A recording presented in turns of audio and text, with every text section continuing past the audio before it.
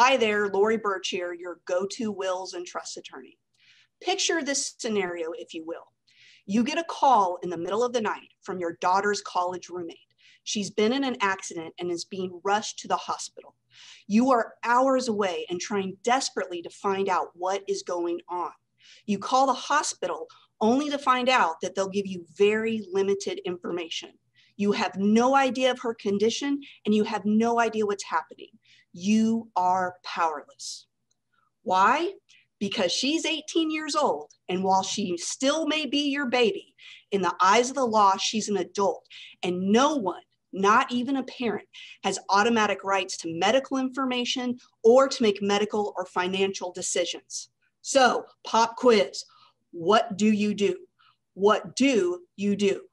Here are a few simple legal planning steps you can make to ensure that you can still make decisions for your kids once they turn 18. First, there are a couple essential medical documents you need to get your kids to put in place. The first one is a medical power of attorney where they can name you, their other parent, or any other adult they choose to make medical decisions. They also need to have a HIPAA medical record release to make sure that you would have access to medical records and medical information. In the scenario that I gave you, this can simply just be getting medical information until you can get to them.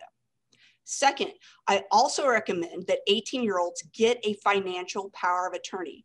This can also be called a durable power of attorney or a general power of attorney. This would allow you or anyone else they name to be able to step in and handle financial accounts, property, or credit cards. Now, they may not have a whole lot yet, but this can really help if there's a car or bank accounts that are only in their names.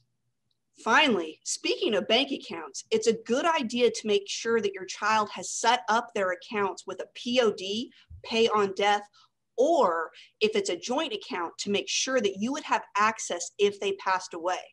Now, I know that's really difficult to think about, but I had a case where a young woman in her early 20s died unexpectedly, and all she had was a bank account with a few $1,000.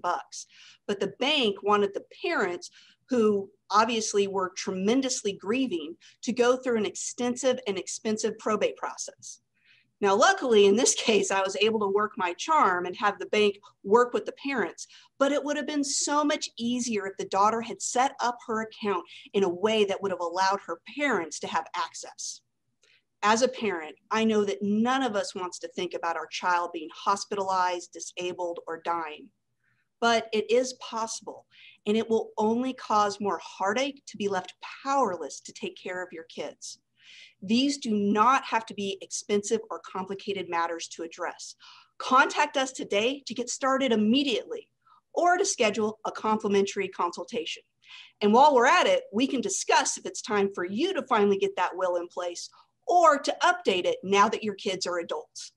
Remember, if you don't have a will, the state of Texas has one for you.